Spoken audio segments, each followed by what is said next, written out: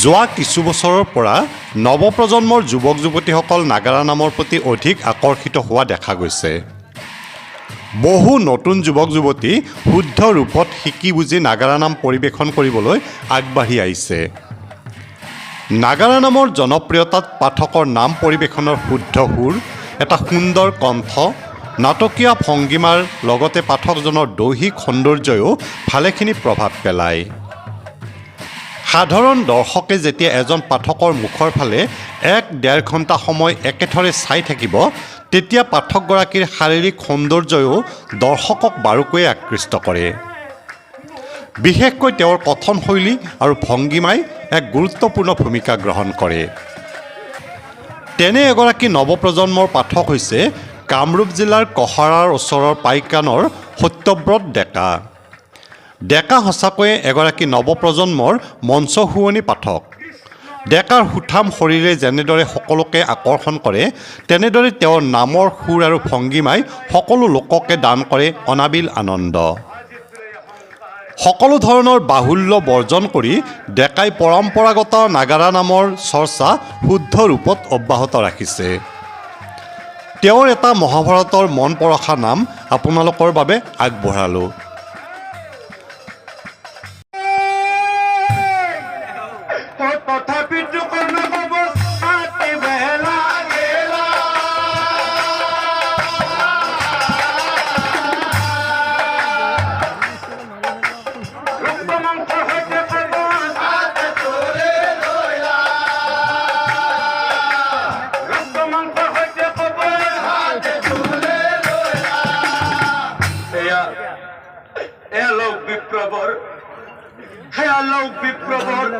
মোৰ মৰমৰ কবচ কুণ্ডল চুৰি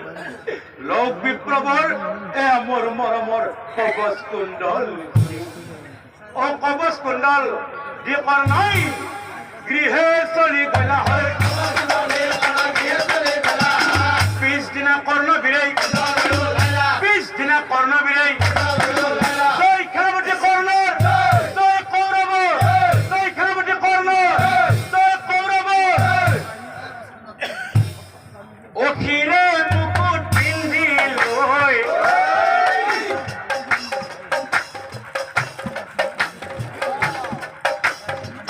হাতাই জনো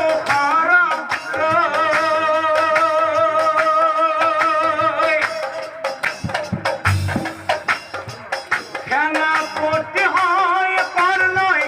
যায় কুৰুক্ষেত্ৰলৈ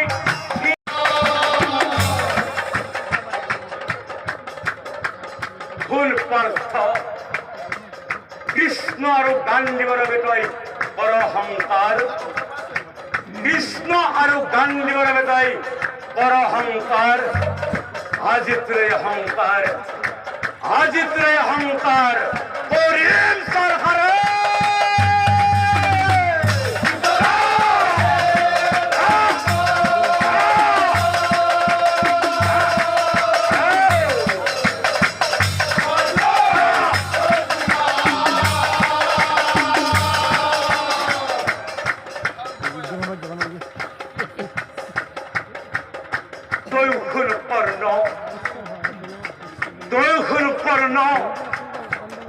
দুৰ্যোধনৰ সংগে আমাক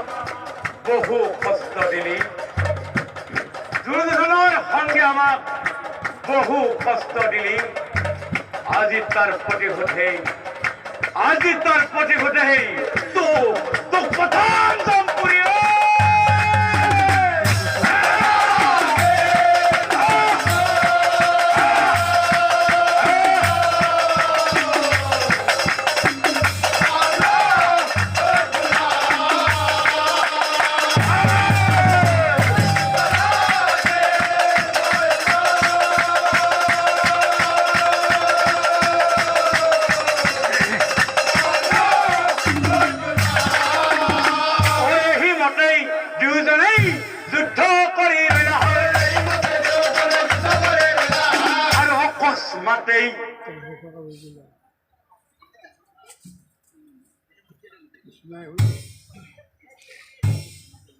অস্ত্রবিদ্যা কর্ণবীর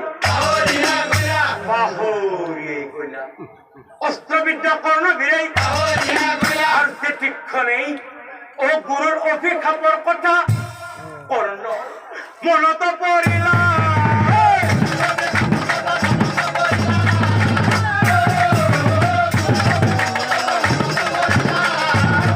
আর লগেই লগেই কর্ণবীর রথ সখা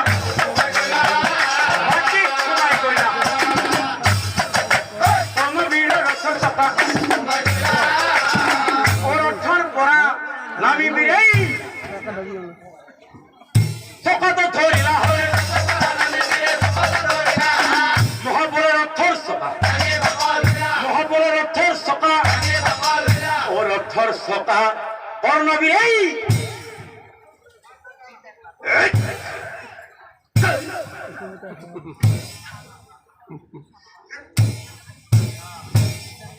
ও লড়াবন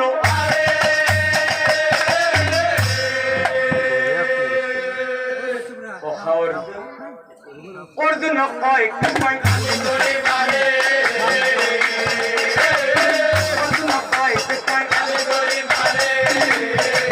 ও কৃষ্ণ কথা অর্জুনেই ধনু তুলি লইলা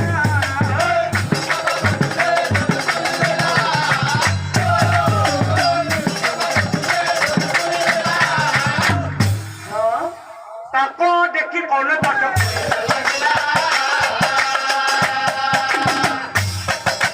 তাকো দেখি কর্ণ পাঠক রব ধনঞ্জয় হর নামারিবা যুদ্ধনীতি ধর্মনীতি তুমি পাহৰি না যাবা যুদ্ধনীতি ধৰ্মনীতি তুমি পাহৰি না যাবা এই খৰ প্ৰহাৰ কৰিলেই অন্যায় সমৰ হব এই খৰ প্ৰহাৰ কৰিলেই অন্যায় সমৰ হব গতিকে তুমি খৰ প্ৰহাৰ নকৰিবা অৰ্জুন খৰ প্ৰহাৰ নকৰিবা কৰ্ণৰ কথা অৰ্জুনৰ মহাচিন্তা ভোলা হয়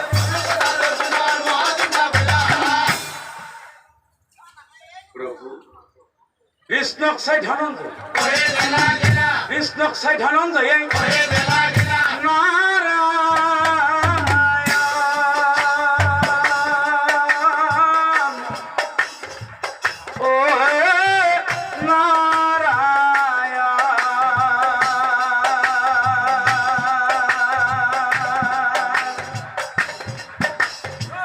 কর্ণর হাতে অস্ত্র নাই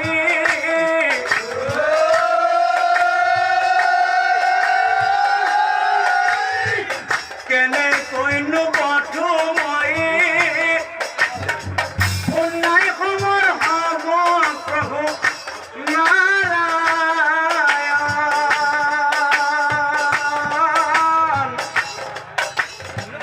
ও হে নারায়ণ দম ফুট হব নামে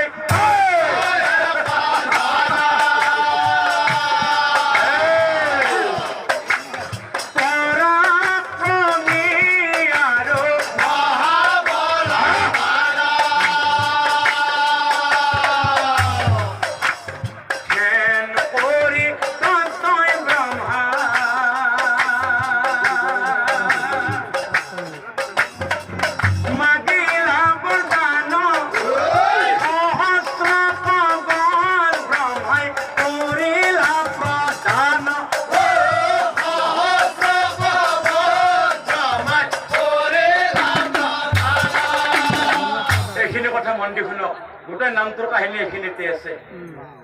আৰু এই সহস্ৰ কবচৰ মাহাত্ম্য হল এই সহস্ৰ কবচৰ মাহাত্ম্য হল যিজনে 1000 বছৰ ধৰি ধ্যান কৰিব যিজনে 1000 বছৰ ধৰি ধ্যান কৰিব তেওঁহে মাত্ৰ এখন কবচ ধ্বংস কৰিব পাৰিব কিন্তু কি আচৰিত সেই কবচৰ প্ৰভাৱত ধ্বংস কৰাজনৰো মৃত্যু হ'ব সেই কবচৰ প্ৰভাৱত ধ্বংস কৰাজনৰো মৃত্যু হব আৰু এই বৰ পোৱাৰ পিছত দম্ভুত দৈত্যই খবৰ পদমুত ভবাই পদমুত ভবাই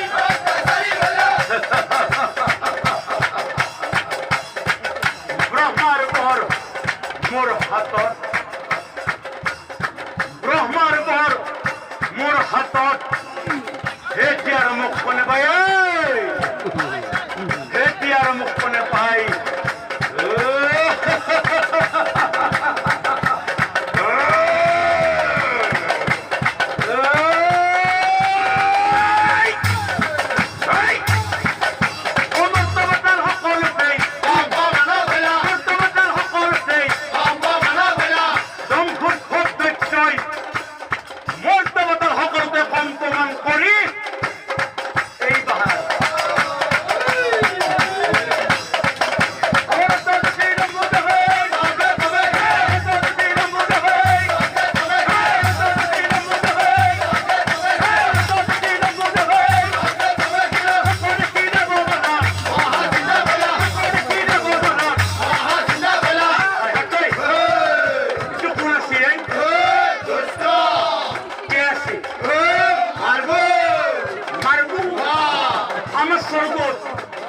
আমার স্বর্গত ইন্দ্রের কথা কথা আমাক কলে মারে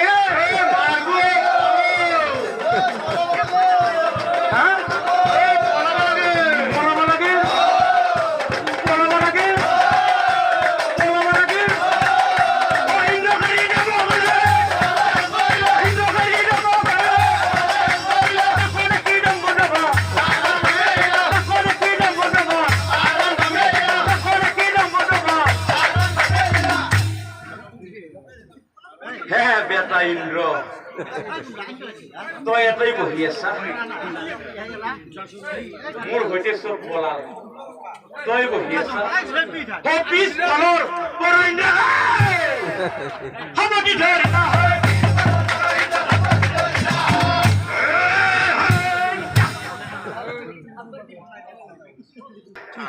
গুৰুমাৰে ইন্দ্ৰ দেৱ গুৰুমাৰে ইন্দ্ৰ দেৱ Hey, God! Hey, God! Hey, God!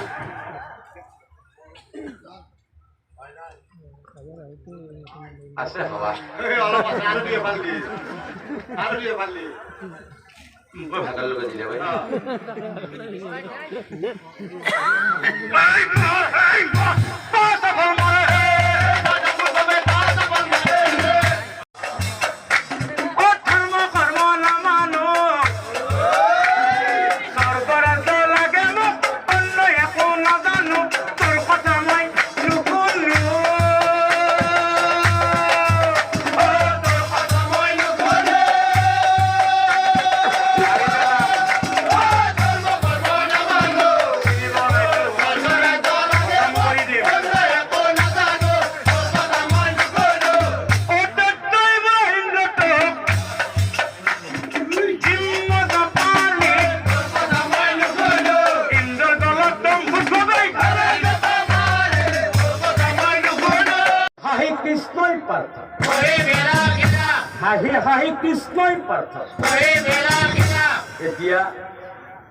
এতিয়া বুজি পালানে সখা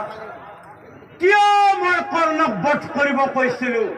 আৰু কোন আছিল এই কৰ্ণ শুনা সখা ধনঞ্জয় এই কৰ্ণই আছিল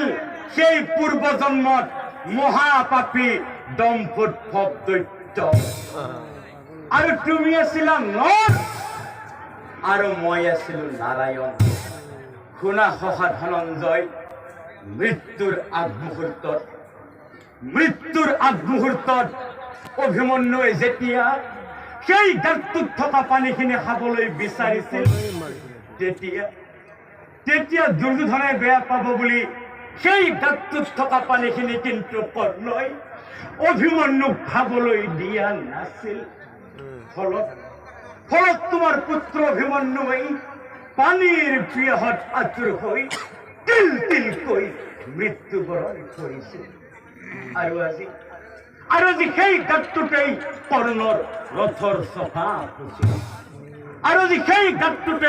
কৰ্ণৰ ৰথৰ চকা ফুছিল শুনা সখা ধনঞ্জয় এই সুযোগতে তুমি তোমাৰ পুত্ৰ হত্যাৰ প্ৰতিশোধ লোৱা এই সুযোগতে তুমি তোমাৰ পুত্ৰ হত্যাৰ প্ৰতিশোধ লোৱা আৰু তোমাৰ আজন্ম শত্ৰু কৰ্ণৰ জীৱনৰ বন্তি গছি নুমুৱাই দিয়া জীৱনৰ বন্তি গছি নুমুৱাই দিয়া অ কৃষ্ণৰ কথাত অৰ্জুনাই প্ৰণু তুলি লাইলা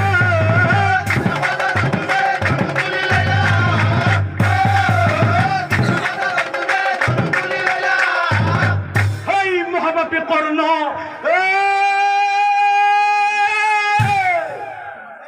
কৰ্ণৰ ফালে চাই আছে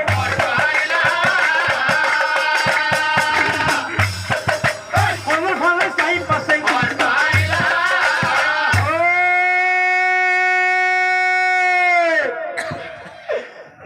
হৰ খাটা কৰ্ণ বীৰৰ বুক ভেদি